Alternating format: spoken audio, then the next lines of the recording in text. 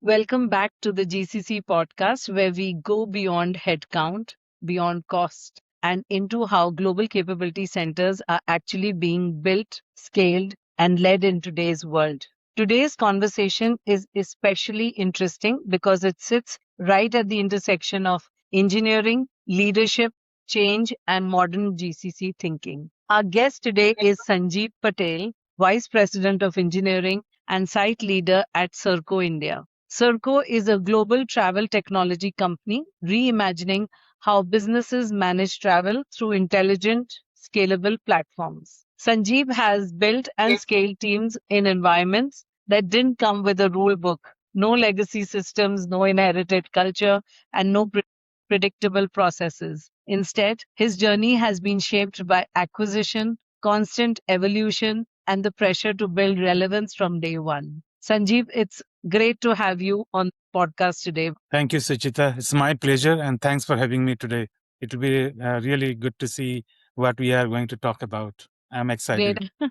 I'm excited as well. So let's start by zooming out a bit and looking at the broader GCC landscape. So, for a long time, GCCs were designed around one core idea, that was stability. Stable delivery, stable teams, predictable execution, and for years that model worked. But today the environment feels very different, and you are aware about how much change and shift that's going on. So my first question to you is around the shifting GCC model. In yesteryears, global capability centers were designed and measured around stability. Your journey at Serco, however, began in a phase of acquisition and constant change. So, do you believe the traditional stable GCC model is becoming a liability today? And what are the uncomfortable shifts GCCs must make if they want to remain relevant over the next maybe decade? Yeah, thanks, Suchita. That's a question very close to my heart.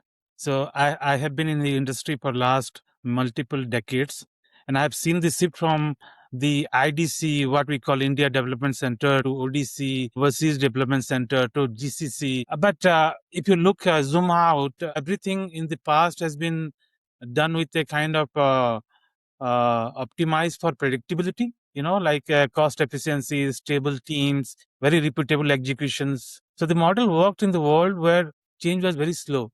But right now, I always keep on telling like it is a disrupted world.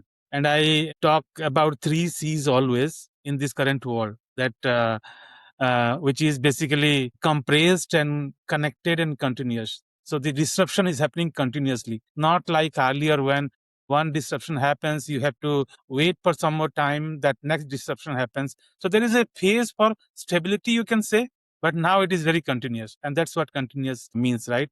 So definitely the era of stability is gone. Now what we used to call fit for today, we need to be ready for prepared for tomorrow. That's the change that we need to make. I mean, we have been always very much inclined towards optimization. And now it is not optimization anymore. It is capability building. So you got to build your capability. You got to be learning continuously. So the velocity of learning matters a lot right now. So the skill also, right? I mean, as GCC, you build the skill that traditionally we have got, hey, one person is Java, .NET, things like that, right? We have specified skill for a GCC, for a project, for a track, but it is not that anymore. It is basically how adaptive you are from a capability building or skill set building point of view. So the more focus is on something called meta skill right now. As a GCC, you got to figure out the skill, how you acquire a skill rather than the skill itself. That's more important. So that's what we call meta skill. And in Serco also, when we look for, we have ways to figure out how do we find the right people who has meta skill to acquire a skill rather than the skill itself. Okay. So finally, I can tell like the traditional stable GCC, to answer your question, is definitely becoming a liability. Not because of stability is bad. I'm not saying stability is bad, but because stability without adaptability is really dangerous. So you got to adapt. Sure. I think that's a powerful way to frame it, the way you coined it with the C model, and especially the idea that stability without adaptability can quietly become a risk as well. Now, I want to bring this closer to your personal leadership experience because not many leaders get the opportunity or the challenge of starting with a blank state, right? So, Serco India started with an acquisition, and the acquisition has legacy systems, legacy teams, and also an inherited culture, which creates both freedom and risk at the same time. So, my question to you is how did you decide what needs to be structured early versus what should be allowed to evolve organically, especially under pressure to move fast at the pace at which you are growing? Yeah.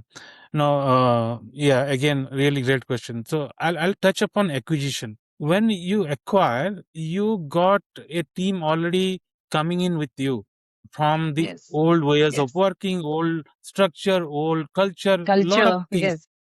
right? So acquisition has its own advantages and disadvantages, and that's the one part. And the second part is how do you integrate that team into the new world? Because everything got to change. Because you are being acquired, the new company that you are going into that may not have the same culture and same ways of working, a lot of things, right? And you pointed out culture. That's one of the big topic that it's a discussion point by itself. We can go on and on. But when people are used to operate in a certain way, there are inbuilt cultural aspect that people are comfortable with, right? So how do you blend the culture when you are in the mode of acquisition, integrating into a new company? A lot of people are coming from outside to the same team. So it's a mix of both worlds, I would say. So that's a big way that how do you make sure the culture is not getting something which you have fixated on a particular ways of working. I would say culture is a living and breathing thing. It is not a constant thing. You got to have your base for sure, because there are few things that you should not compromise on from a culture point of view. I mean, it's a non-negotiable. You can change working models, Yeah. but you cannot change the purpose and value of a culture. You can change technology and tools. You cannot change the trust and integrity. Your Yeah. leadership style may change, but your Yes. respect for people won't change. Your Yes. metrics can change, but your ethical foundation won't change. So there are things that you got to be have a foundation and build the rest of the culture as you progress into the acquisition. So that's exactly last 1 year, Suchita, that we have been very much into how do we build a culture on the base that we have for Serco. And we are very, very, spending time on building the right thing. And again, changing as it requires. So I would Yes. say, like, culture, I mean, future ready to make ourselves future ready a great GCC, right? I mean, our organization can be conservative about values, but we have to progressive about the practices that we do from a culture point of view.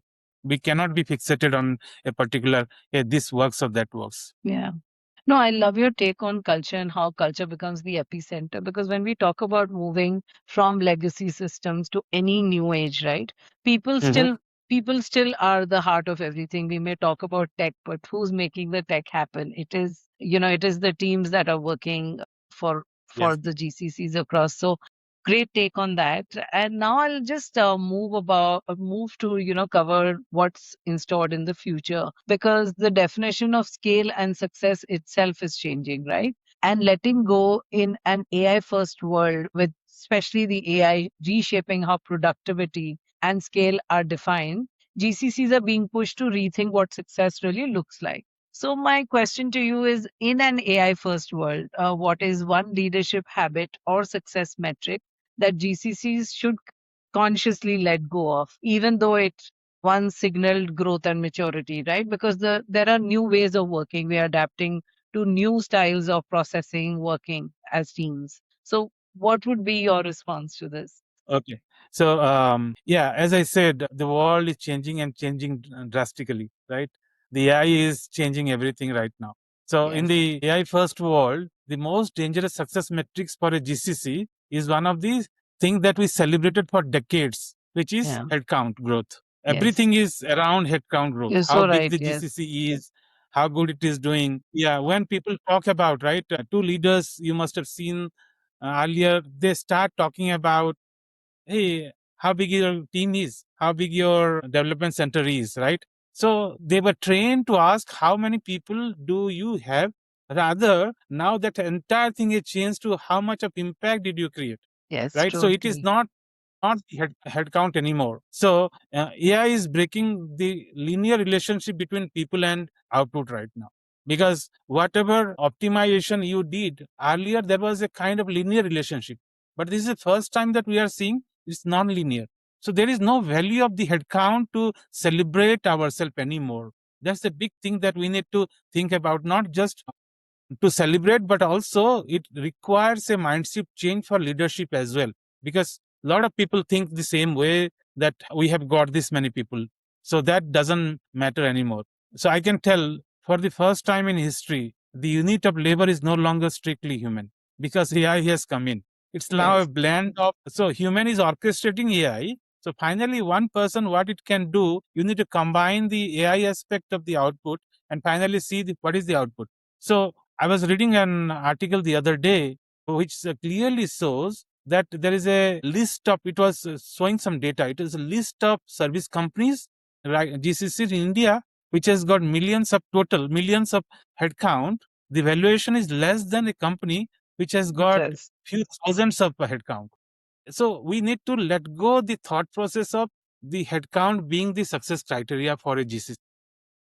No, I think that's, yeah, I think we are hearing that all over. And I'm glad that you put it up so beautifully because this is an important insight. Sometimes we think progress is about adding more people, right? That's not how GCCs are being gauged now. They are being looked at. How quickly can they unlearn older ways of doing work, relearn and learn the faster new ways, adapt to those new ways, and truly add value. So, thank you for sharing that. And before we wrap up, we always like to end with something lighter, a quick rapid fire to know the leader beyond the title.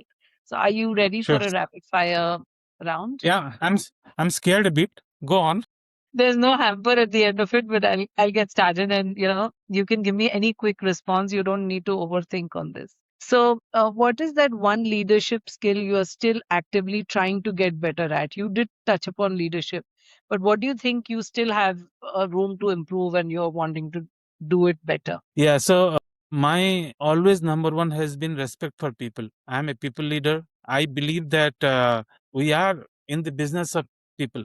As long as your team is strong, you are Yes, what your team is. So I see always there is an improvement of how a better people manager you can be. Always people tend to neglect that part. But in the long run, I believe if you have got a good team, that finally what matters. AI cannot do everything. You yes, have to have a good team to do how yes. AI works. So So, that's what my response is. so respecting your teammates, to be able to Yes. do better. Thank you. Yes. My next question to you is are you an early morning productivity person or someone who prefers to work late night for anything that's deep, like deep work? Yeah. So right now working for Serko, it's a Auckland, New Zealand based company. So Mm, to match the time, I normally wake up pretty early, like 5:30 okay. a.m. in the morning, and we Okay. have got a team in Dallas as well. So I work late as well. So in the middle, I take little rest during the afternoon The time. day. So I'm both a early guy and also a late guy. Yes. You're actually balancing the time zones. Yes. So Yes. that's good to know. My last question on this is if you weren't in tech, doing the leadership role that you're doing, what is it that you would be doing if not this? I write short stories. Maybe Okay. so I have got published books as well, and Okay. whenever I'm not doing tech, I spend quite some time writing stories, novels, songs, something that my other self really loves. So probably Okay. that would have been my other career. Probably I don't know how successful I would have been, but I love that. That's very creative and a very different aspect of your personality. So thank you for sharing that. No So problem. Sanjeev, this has been a very insightful conversation. So thank you. It's very grounded, honest, and incredibly relevant for anyone building or scaling a GCC today. Thank you for joining us on the GCC podcast and for sharing your journey and perspective. To our listeners, if this episode resonated with you, stay tuned for more conversations with leaders shaping the future of GCCs. Until next time, this is Suchita Vishnoi signing off. Thank you.